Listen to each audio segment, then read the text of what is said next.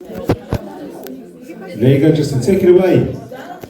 Hi, Joseph. Hey, everybody. Hey. You guys hear me okay? Yeah. Okay. Hey, Matt, can you turn, I just want to see everybody real quick. Is there a way I can see everybody? Oh, there's everybody. Hey, hey, good to see everybody.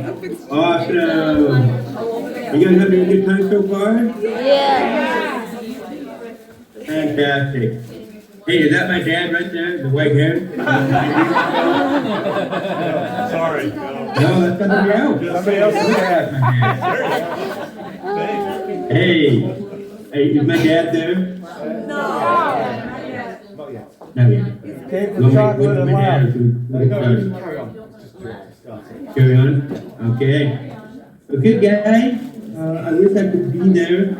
I'm in New York right now. I just got done doing another presentation for another group here, a group called the Hearing Loss Association of America. And it was good. It's still going right now, but I told them I had to step away for a minute and talk to my favorite group of people right here, Serenity. And you know, I usually come to these every year. One of the highlights of the year for me, coming to sunny Florida and enjoying the beautiful weather there. Hope you guys are having a great time getting out, getting a massage and getting some good spa treatment and just enjoying yourself and just soaking it in and having a good time. So again, I'm sorry I'm not able to be there with you today, but I'm definitely there in spirit.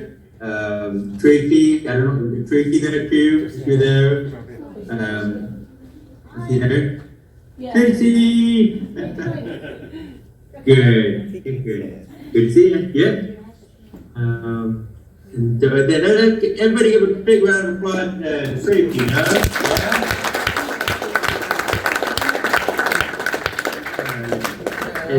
And my dad is probably still taking a nap. Where's my dad? Coming down. Where I've had some incredible experiences that very few people will ever be able to experience, and so I'm very, very grateful for that. But being raised in this family, I had some really serious identity crisis. Trying to fit in. I don't have to go to school like my dad or my uncle or my Aunt Marie. I had a really hard time fitting in. And so, even though I was born into this wonderful family, it came with a lot of challenges. I mean, just imagine, you imagine being born into this world-renowned musical family, and your dad is the lead singer, but you're not able to connect. You're not able to hear and understand. And my dad has always been so good. After the show, after the concert, I would go back to my dad and I would say, hey, how was the show, son? Well, pretty good. I didn't understand a word you said. And he would always put his arm around me and sit down with me and write the lyrics to the song. And he was just so good with that. And I appreciate that. But I remember when I go to the concert, you know, I could, even though I wasn't able to understand, I wasn't able to feel the vibration, the bass, with my dad playing the bass. I could feel the drums, my Uncle Jay playing the drums. But I could never fully understand, you know, the words of the lead singer, my dad. And so, as a result, I remember going through a lot of depression, isolation, despair, confusion, low self-esteem, low self-confidence, feeling inadequate, frustrated, disconnected, and even hopeless at times. I'm sure many of you in that room know what I'm talking about. You know, my challenge is a little bit different. Everybody has challenges, everybody has limitations, and whatever they are, but we've all felt some of those things that I just shared with you. Whether it's depression, isolation, despair, confusion, low self-esteem, feeling inadequate, feeling left out, frustrated, disconnected from life. But the big one is feeling hopeless. Have many of you guys ever felt like that? You tell me I'm not the only one. And it was hard, it was difficult. Having that identity crisis. But my amazing parents, my wonderful dad, and my mom, and some wonderful friends out there, they taught me at an early age that you do not overcome hopelessness by removing that broken obstacle in our life. In my case, my broken ears. In your case, whatever those challenges are, we don't overcome hopelessness by removing that challenge out of your life. Instead, rather, we conquer adversity by not letting it own us, have us, control us, or even define us. And they even took it one step further and said, don't let your challenges define you. Let it refine you. Let me say that one more time. Don't let your challenges define you. Let it refine you.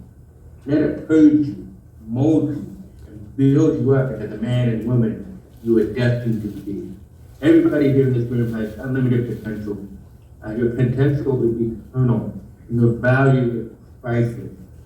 And all that mentality has taught me that we can't control the quality of our life just by how we think and act towards those challenges. And that led me to my personal motto, which was also inspired by my amazing Uncle Alan, Uncle Alan Osmond. His famous motto is, I may have MS, but MS doesn't have me. And that led me to my personal motto, I may have a hearing loss, but my hearing loss does not have me. And for all of you there in this room, you may have a particular challenge, but don't let that challenge have you, own you, control you, or even define you. But instead, let it refine you. Let it make you a better person. Let it empower you to propel you forward into the person you are meant to be. And so this mentality and this attitude and this paradigm thinking that my dad and my mom had taught me, and this outlook on life, had taught me the perspective that we really can control the quality of our life, just by how we think and act towards those challenges. So those are just some thoughts I had when, what's it like being born into this family? It was great, it's been awesome, but I've had it's been a roller coaster ride for me, and it still is. I still I'm learning every single day. The moment we think we have it all figured out, at the moment we stop our progression, right? Yeah. So another question I have, or another question people ask me all the time is, they say that, hey, you love being deaf and hard of hearing, and it's made you who you are. But that doesn't mean it isn't hard. You know, how do you explain that balance? How do you find a balance between that? And so I always say, well, don't always say, but as I reflect on that question, it's true. I am so grateful for my deafness and the opportunity it gives me. And I love it because when my little girl is screaming and running around like chickens with their head cut off, I let turn them off, first of all. Or if my dog is barking, it's just nice to be able to turn it off and go into my quiet world. And it's good. I can't hear it. It's so nice. We live in a very noisy world, don't we? And so that I'm grateful for that. But it also has given me the opportunity to be more patient. Not being able to hear and connect and understand, it taught me the virtue of patience. It taught me to be more kind with other people, more understanding and compassionate of others. Because every single one of us, everybody in that room is fighting an inner battle. Everybody, no matter what the challenges are. And so as a result, we need to be more compassionate. We need to be more authentic and true with one another. One of my favorite quotes, Ronald Radford says that being true to our authentic self requires continual effort to increase our life, knowledge, and understanding. I love that. We should always need to be true to ourselves. I love being able to turn my ears off in my noisy environment, like I've already mentioned. So I just feel like just like my hearing aid devices are there to help me hear with my physical ears. You know how when you lose one of your senses, you rely on your other senses. correct? And so, just like my hearing aid devices are there to help me hear with my physical ears, I believe that there are many other devices and tools out there and resources that have been provided to us so that we can hear with our hearts. How we can lean and listen more with the heart. If we can figure that out, that's the balance. That's the balance of life, the secret of life, to live a more productive life, in my opinion. For example, Serenity. Serenity is a great place to come and find healing and peace and serene and joy and comfort. Right? Those are the devices that you can use to help you find that peace and joy that you need. So that's one question. Another question I get asked all the time is, what are some of the challenges of being deaf? Like, not just being deaf itself, but what challenges that come with that? I think we've ever had a hard time with school, like the academic side, going to college or just school in general. It was the most difficult thing for me. From kindergarten all the way to high school and even on to college. You need to realize that 46 years ago, hearing aid was still analog. I mean, it wasn't digital and artificial intelligence like it is today. It's come a long way. The cosmetic side was very bulky. I had wires coming out of my ears and attached to a big large box attached to my belt. I definitely stood out. I know many of my classmates didn't know how to react around me as I stood out with all these hardware devices. But it's not as bad today as it was back then when I was younger. But unfortunately, I was bullied, I was made fun of, I got picked on, I got beat up. Of course, it doesn't make it right. But even though, my dad always said that even though I was beaten up, I'm not beaten. That makes sense? A lot of us, I think, sometimes we're beaten up. But if we can get into our head that we're not beaten, that's what will keep us going. That's what will keep us being persistent on our journey in life. If anything, this paradigm has taught me to be more compassionate and understanding of other people, especially those who may be hungry of aggression.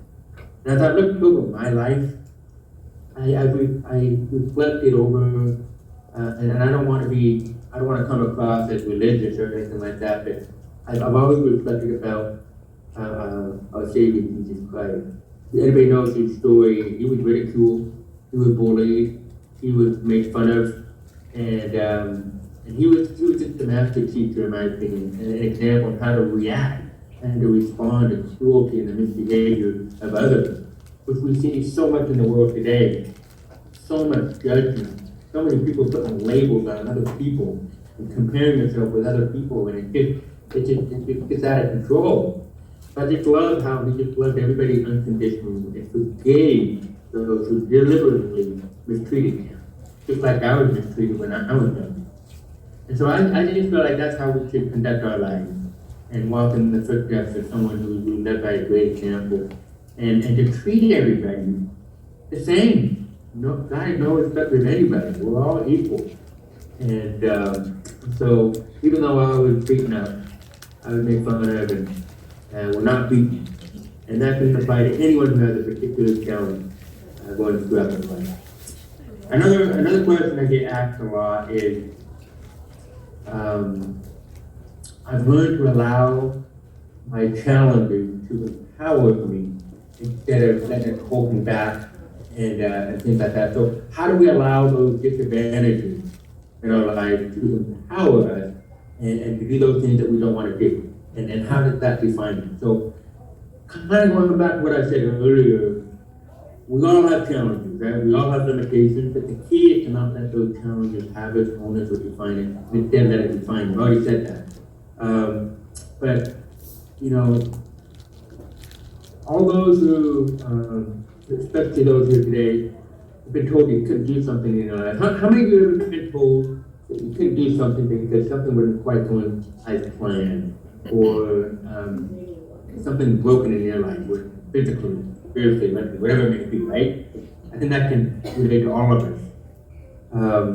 So we need to throw out the misconception, throw out the misunderstanding that just because something in our life is broken, that we're automatically labeled as impaired or disabled. No, because it's an advantage. It's not a curse, but a blessing. It's not a penalty, but an opportunity. This type of attitude and mentality has helped me to defy the odds of doing things I was told I could never do. I think I told many of you, I was told that I could never play a musical instrument. I was also told that I could never sing, and that part is true. I can't sing like my dad and my uncle, and that's okay. But don't let anybody ever tell you that you can't do something because something in your life is broken or is not quite going as planned. And so today, I always use that as fuel. Someone tells me I can't do something. And so today I play the violin, the viola, the piano, the drums. You know, I wrote a book. Despite my ears being broken, I wrote a book, got my MBA, my master's, and that's another story in itself. I started my own charity, and Tracy's done a wonderful job helping me with my charity, and all of you, thank you so much. But I just love being able to conquer my fears and be able to give back. Even as a motivational speaker with a deaf accent. but the perspective that we're trying to get at here is this mentality can help each and every one of us, everyone here in this room. It would enable us to empower and propel us forward instead of holding us back and to become all we do. So, I was just on a recent podcast last week with my wife, and one of the questions that they asked was, what does it mean to be all in? Meaning, what does it mean to not be totally committed to something or have your feet in but not your hands? What does that mean to you? And I reflected on that ever since. But my response to that is, we have a motto in my family. You might have heard this from my dad and some other members of my family, but the motto in our family is that we're going to keep doing it until we get it right. The show always goes on. It will always go on, no matter what.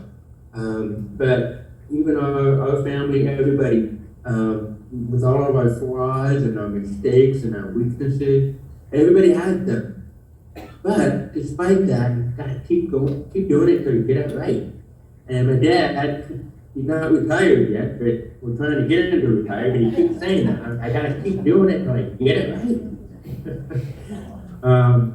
But we hope he never retires because we love to hear him sing and entertain and perform. He does a wonderful job. We love my dad.